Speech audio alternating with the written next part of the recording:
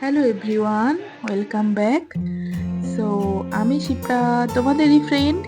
আর আজ তো বৃহস্পতিবার, ভাই আসছে নতুন বউকে নিয়ে, তারই জন্য আমরা সবাই মিলে বসে অপেক্ষায় আছি কখন আসবে কখন আসবে নতুন বউ। তো শুধু অপেক্ষাই করছি না, সবাই মিলে গল্প হচ্ছে, আড্ডা হচ্ছে। এই তো তোমাদের সাথে কথা বলতে বলতেই একদম বউ নিয়ে এসে হাজির ভাই। আর এটা আমার মাইমা বরণ করছেন ছেলে বউকে। আর বিয়ের সময়, বিয়ের আগে যা যা নিয়ম ছিল, ভাই কিন্তু সমস্ত নিয়ম মেনেছে। মানে ও এতটাই এক্সাইটেড ছিল বিয়েটা নিয়ে, ওরা দুজনেই আর কি, যা যা নিয়ম ছিল আগে পরে সমস্ত নিয়ম একদম সুন্দরভাবে মেনে বিয়েটা করেছে। আর পাশেই একদম জিটি রোড, দেখতেই পাচ্ছ অবিরাম বিভিন্ন গাড়ি চলে যাচ্ছে। তো এখানে গাড়িতে কিছুটা বরণ যেরকমটা হয় সেরকমটা হচ্ছে, মাইমাই বরণ করছে। বাদ বাকি যে আত্মীয় স্বজন গিফট দেওয়া, দিয়ে আশীর্বাদ করা, বাড়িতে একটা বরণ করা হয় আলাদা, সেটা আবার একটু পরে বাড়িতে গিয়ে হবে। তার আগে আমরা একটু মন্দিরে যাব, প্রণাম করবে ওরা। আমাদের এখানে খুব জাগ্রত আর খুব বড় মন্দির, শীতলা মন্দির আছে, খুব ঘটা করে পুজো হয়। তো ওরা প্রথমে সেখানে গিয়ে আশীর্বাদ নেবে মায়ের কাছে, তারপর বাড়ি ঢুকবে।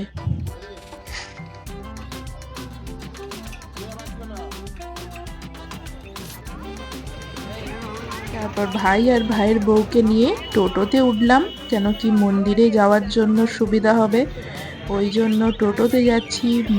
আমার মাসির মেয়েকে নিয়ে আর আমি দুজনে মিলে যাচ্ছি, ওদের নিয়ে প্রণাম টনাম করিয়ে তারপর বাড়িতে নিয়ে আসছি। আর যেতে যেতে বিভিন্ন গল্প হচ্ছিল, কেন কি আমরা ফোনেই কথা বলতাম, মানে ভাইয়ের বউয়ের সাথে ফোনেই কথা হতো। তো আমি যার জন্য পরিচয় করাচ্ছিলাম যে আমি দিদি হই, আমার বোন ছিল সবার সাথে।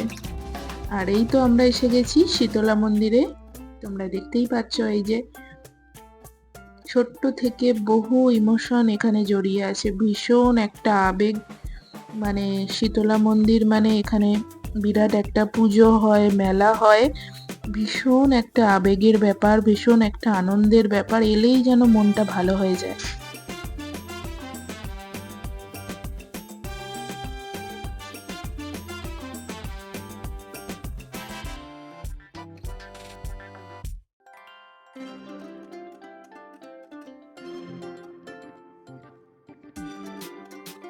শীতলা মন্দিরে তো প্রণাম হয়ে গেছে, আশীর্বাদ নেওয়া হয়ে গেছে মায়ের কাছ থেকে। এবার আমি ওদের বাড়িতে নিয়ে এলাম, আমরা সবাই ছিলাম, তো আমরা বাড়িতে নিয়ে এলাম। আর বাড়িতে আসার পর মাইমা বরণ করা শুরু করেছে, একদম ওয়েলকাম বরণ যেটাকে বলে, ওয়েলকাম বরণ করা শুরু হয়েছে। যাই বলো, এই নিয়মগুলো আমার দেখতে ভীষণ ভালো লাগে। আমাদের বাঙালিদেরই আমার মনে হয় প্রচুর প্রচুর বিয়ের জন্য এত কিছু নিয়ম। মানে নিয়ম মানে কি, ভীষণ কিউট কিউট নিয়ম। আমি বলছি না যে এগুলো ভীষণ ডিফিকাল্ট বা ভীষণ বাজে লাগে, সেটা না, আমার কিন্তু দেখতেও খুব ভাল লাগে এই নিয়মগুলো।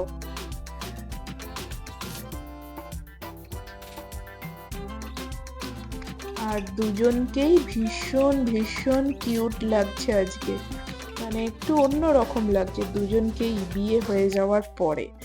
এমনি বিয়ে হয়ে যাওয়ার পরে তো আমাদের বাঙালিদের সিঁদুর টিঁদুর পরে একটু অন্যরকমই লাগে, কিন্তু পুরোপুরি ফেসটা চেঞ্জ লাগছে দুজনেরই, দুজনকেই একটু ম্যাচিওর লাগছে।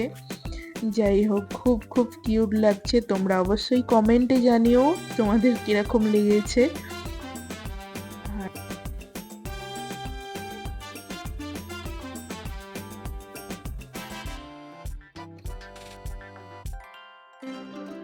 তারপরেই আমরা যখন এইসব নিয়ম নিয়ে ব্যস্ত, ভাই দেখি বউকে ধরে তখন মানে রীতিমতো টেনে ঘরের মধ্যে ঢুকিয়ে নিচ্ছে, যাতে আমাদের 1 টাকাও না দিতে হয়।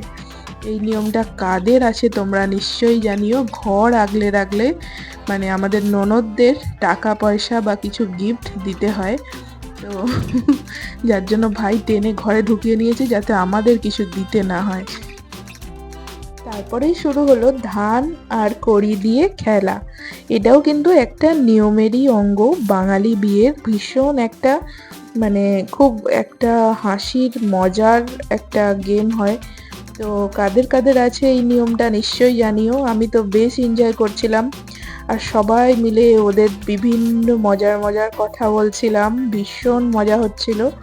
তো এই খেলাটা হয়ে গেলেই আশীর্বাদ পর্ব শুরু হবে।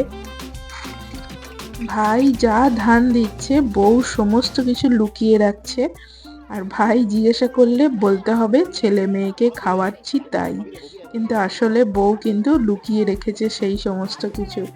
এটা ভীষণ মজার খেলা, সামনে থেকে যারা দেখেছো তারা বুঝবে।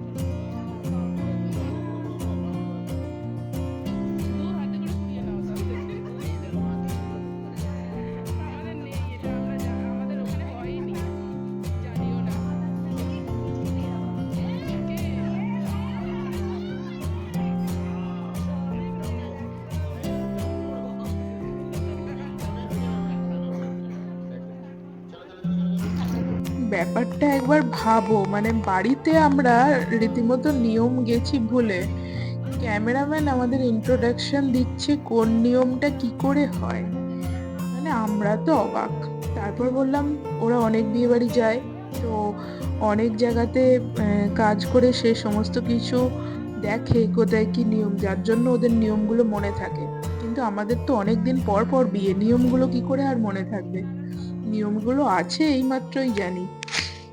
এরপরে ওদের একটু মিষ্টি জল এসব খাইয়ে আশীর্বাদের পর্ব শুরু হলো। প্রথমেই বসলেন আমার দিদা। দিদা যে কি গিফট দেবে সেটা তো আমি তোমাদের আগেই দেখিয়েছি আইবুড়ো ভাতের যে ব্লগটা আছে তাতে। তো যারা এখনো দেখোনি তারা গিয়ে দেখে নিতে পারো, খুব সুন্দর করে আমি দেখিয়েছি কাছ থেকে। এখন অনেকটা ভিড়, যার জন্য ভালো করে দেখানো সম্ভব হচ্ছে না, তাও একটু দেখিয়ে দিচ্ছে ভাই। একটা সুন্দর টিকলি দিয়েছে যেটা কিনা দিদার ছিল। এরপর মাইমা একটা নোয়া বাঁধানো দিল, যেটা শাশুড়ি মাকে দিতেই হয় নতুন বউ এলে। আর মামা মাইমা দুজনেই এই নেকলেসটা দিয়েছে। নেকলেসের সেটটা খুবই সুন্দর দেখতে, একদম গলা ভরাট নেকলেস, খুবই সুন্দর লাগছে ওকে। তো ওটা আমার মাসির মেয়ে, ও পরিয়ে দিচ্ছিল, ও পাশে ছিল, ও পরিয়ে দিচ্ছিল।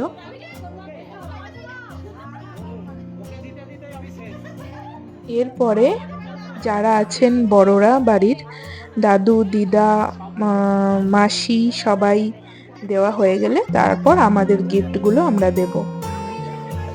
আর আমি কি দিচ্ছি সেটা তোমাদের বলে দিই, আমি পলা বাঁধানো দিয়েছি, তো মাসি শাঁখা বাঁধানো দিয়েছে আর আমি পলা বাঁধানো দিয়েছি।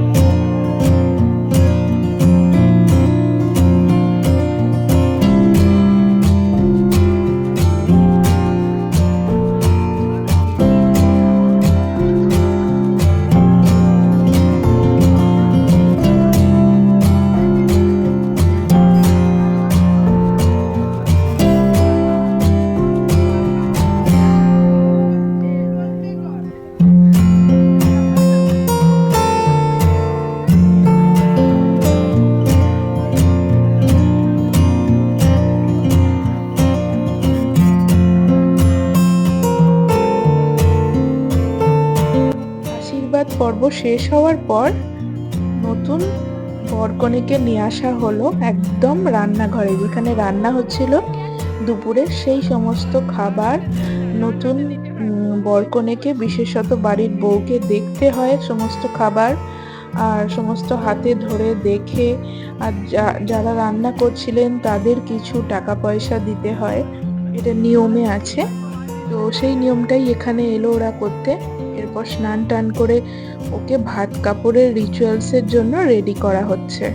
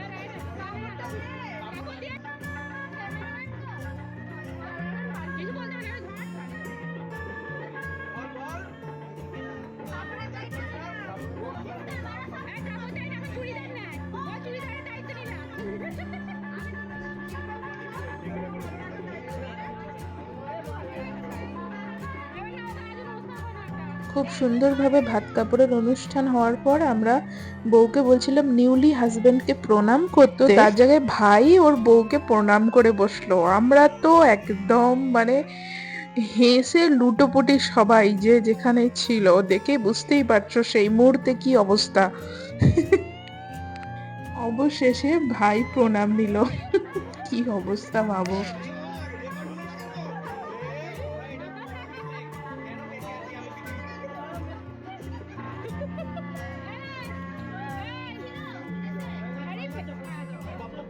তো এই তো ছিল বধূবরণ, ভাত কাপড়ের অনুষ্ঠান, বউ ভাতের দিনের ভিডিও।